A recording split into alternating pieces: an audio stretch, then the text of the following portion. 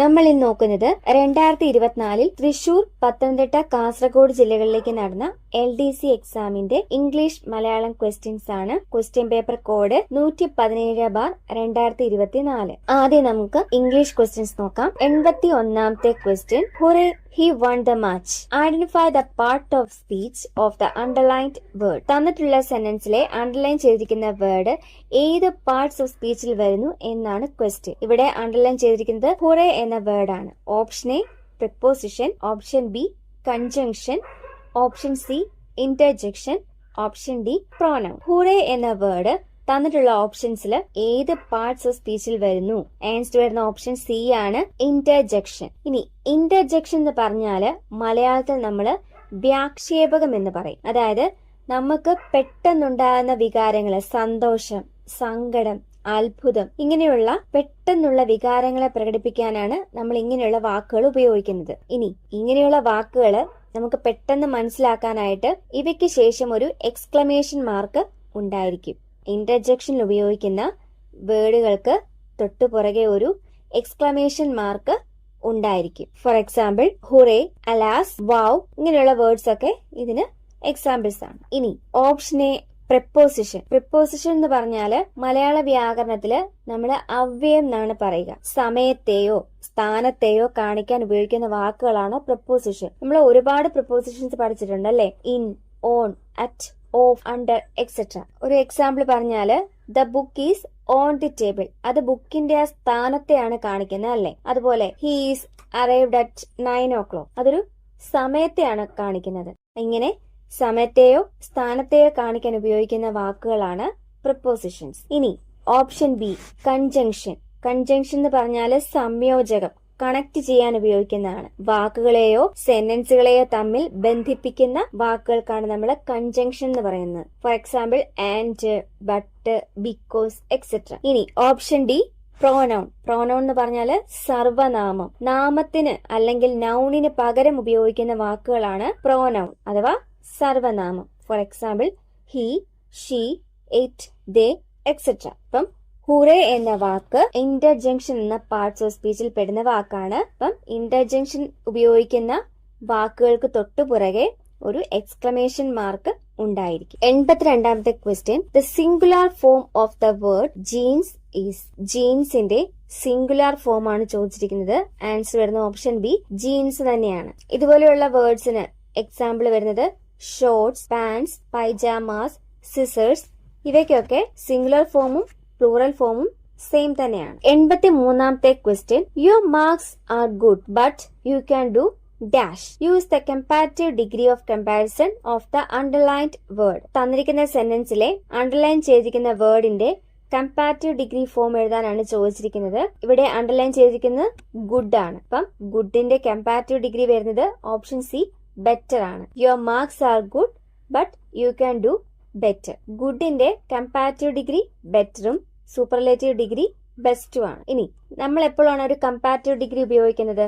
രണ്ട് വ്യക്തികള് അല്ലെങ്കിൽ വസ്തുക്കള് അല്ലെങ്കിൽ സ്ഥലങ്ങള്, കാര്യങ്ങള് ഇവയൊക്കെ തമ്മിൽ കമ്പയർ ചെയ്യാൻ അല്ലെങ്കിൽ താരതമ്യം ചെയ്യാനാണ് നമ്മൾ കമ്പാരിറ്റീവ് ഡിഗ്രി ഉപയോഗിക്കുന്നത്. അതായത് രണ്ട് വ്യക്തികളെയോ വസ്തുക്കളെയോ സ്ഥലങ്ങളെയോ കാര്യങ്ങളെയോ ഒക്കെ കമ്പയർ ചെയ്യാനാണ് നമ്മൾ കമ്പാരിറ്റീവ് ഡിഗ്രി ഉപയോഗിക്കുന്നത്. അപ്പം ഗുഡിന്റെ കമ്പാരിറ്റീവ് ഡിഗ്രി ബെറ്റർ ആണ്, സൂപ്പർലേറ്റീവ് ഡിഗ്രി ബെസ്റ്റ് ആണ്. 84ാമത്തെ question, the test was dash. Use the appropriate phrasal verb. Option A put off, option B put up with, option C put on, option D put down. Correct phrasal verb ചേർക്കാനാണ്. ഇവിടെ answer വരുന്ന option A put off ആണ്. The test was put off. Test മാറ്റിവെച്ചു. Put of എന്ന് പറഞ്ഞാല് to postpone, മാറ്റിവെക്കുക എന്നാണ് അർത്ഥം. The test was put off. ഇനി പുട്ട് അപ്പ് വിത്ത് എന്ന് പറഞ്ഞാല് ടോളറേറ്റ്, സഹിക്കുക. Put up with tolerate. Put on എന്ന് പറഞ്ഞാല് വിയർ, നമ്മൾ ഡ്രസ് ഒക്കെ ധരിക്കുന്നതിനാണ് പുട്ട് ഓൺ എന്ന് പറയുന്നത്. അതുപോലെ പുട്ട് ഡൗൺ എന്ന് പറഞ്ഞാല് ടു സപ്രസ്, അടിച്ചമർത്തുക എന്ന് പറയില്ലേ, അതാണ് പുട്ട് ഡൗൺ. ഇതൊക്കെ വളരെ ഇമ്പോർട്ടന്റ് ആയിട്ടുള്ള ഫ്രേസൽ വെർബ്സ് ആണ്.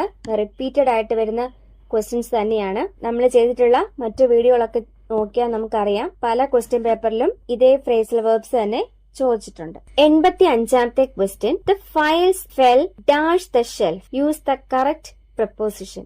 Option A at, option B of, option C O double F off, option D none of this. ഇവിടെ ആൻസർ വരുന്നത് option C O double F off ആണ്. The files fell off the shelf. ഒരു പ്രതലത്തിൽ നിന്ന് അല്ലെങ്കിൽ ഒരു സ്ഥാനത്ത് നിന്ന് വേർപെട്ട് താഴേക്ക് വീഴുന്നതിനെ സൂചിപ്പിക്കാനാണ് നമ്മൾ ഓ ഡബിൾ എഫ് ഓഫ് ഉപയോഗിക്കുന്നത്. ഒരു പ്രതലത്തിൽ നിന്ന് അല്ലെങ്കിൽ ഒരു സ്ഥാനത്ത് നിന്ന് വേർപെട്ട് താഴേക്ക് വീഴുന്നതിനെ സൂചിപ്പിക്കാനാണ് നമ്മൾ ഓഫ് ഉപയോഗിക്കുന്നത്. ഇവിടെ ഫയൽസ് ഷെൽഫിൽ നിന്നും താഴെ വീണു എന്നാണ് പറഞ്ഞിരിക്കുന്നത്. അപ്പം ഇവിടെ കറക്റ്റ് ആയിട്ട് വരുന്നത് ഓപ്ഷൻ സി ഓഫ് ആണ്. The files fell off the shelf. 86ാമത്തെ question. The idiom once in a blue moon means. Once in a blue moon എന്ന ഇഡിയത്തിന്റെ മീനിങ് എന്താണ്? ഇത് വളരെ വളരെ ഇമ്പോർട്ടന്റ് ആയിട്ടുള്ള ഒരു ഇഡിയമാണ്. റിപ്പീറ്റഡ് ക്വസ്റ്റ്യൻ ആണ്. ആൻസർ വരുന്ന ഓപ്ഷൻ ബി ആണ്. റെയർലി, വിരളമായിട്ടെന്നാണ് ഇതിന്റെ അർത്ഥം. Once in a blue moon, option B rarely. 87ാമത്തെ question. Antonym of the word regular is. Regular എന്ന വേർഡിന്റെ ആന്റോണിം എന്താണെന്നാണ് ക്വസ്റ്റ്യൻ. ആൻസർ വരുന്ന ഓപ്ഷൻ ബി ആണ്. ഇറഗുലർ.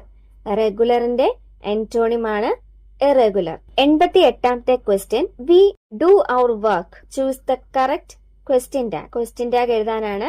ആൻസർ വരുന്നത് option A don't we. We do our work, don't we. 89ാമത്തെ question. Expansion of ETC is. നമ്മൾ etcetera എന്നൊക്കെ പറയാം അല്ലെ, അതിന്റെ കറക്റ്റ് എക്സ്പാൻഷൻ ആണ് ചോദിച്ചിരിക്കുന്നത്. ആൻസർ വരുന്ന ഓപ്ഷൻ എ ആണ്. എറ്റ് സെറ്ററ.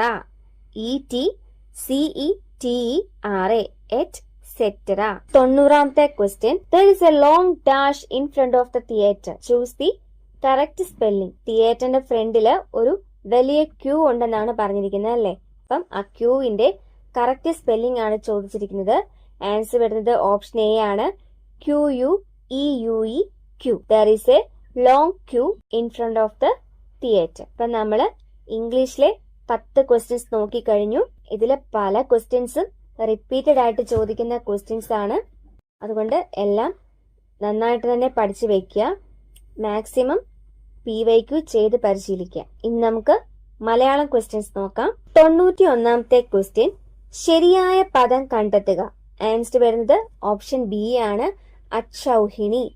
ശരിയായ പദം ഓപ്ഷൻ ബി അക്ഷൗഹിണി. 92ാമത്തെ ക്വസ്റ്റ്യൻ.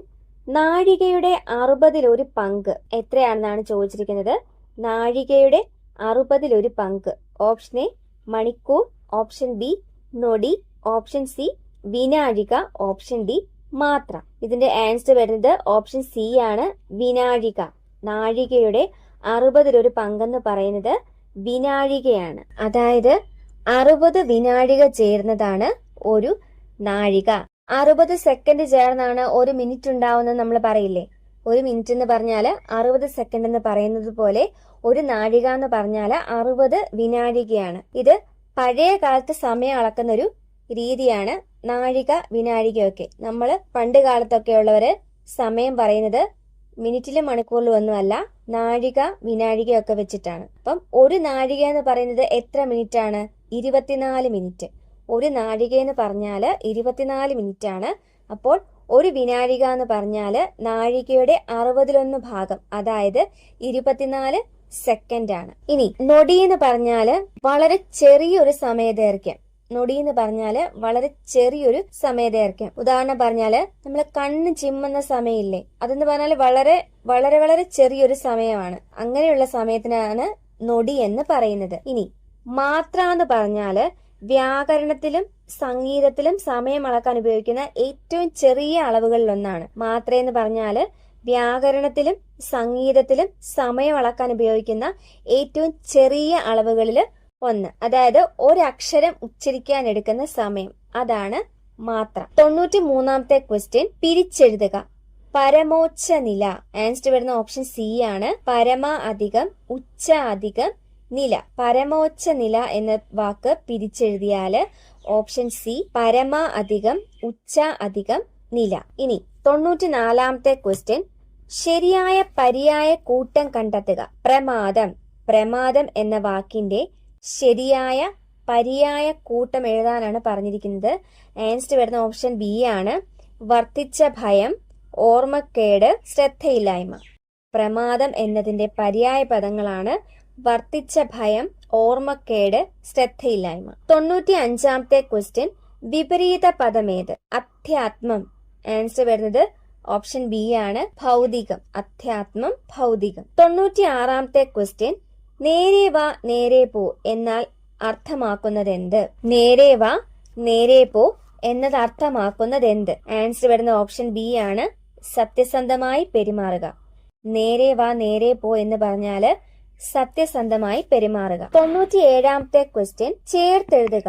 മലർ അധികം, കളം അധികം, എഴുതി അധികം, കാത്ത അധികം, ഒരു അധികം, അരജൻ. ആൻസർ വരുന്ന ഓപ്ഷൻ ഡി ആണ്, മലർക്കളം എഴുതി കാത്തോരരജൻ. 97-ാമത്തെ ക്വസ്റ്റ്യന്റെ ആൻസർ ഓപ്ഷൻ ഡി, മലർക്കളം എഴുതി കാത്തോരരജൻ. 98-ാമത്തെ ക്വസ്റ്റ്യൻ, വൈരി എന്നതിന്റെ സ്ത്രീലിംഗം കണ്ടെത്തുക. ആൻസർ വരുന്ന ഓപ്ഷൻ എ, വൈരിണി.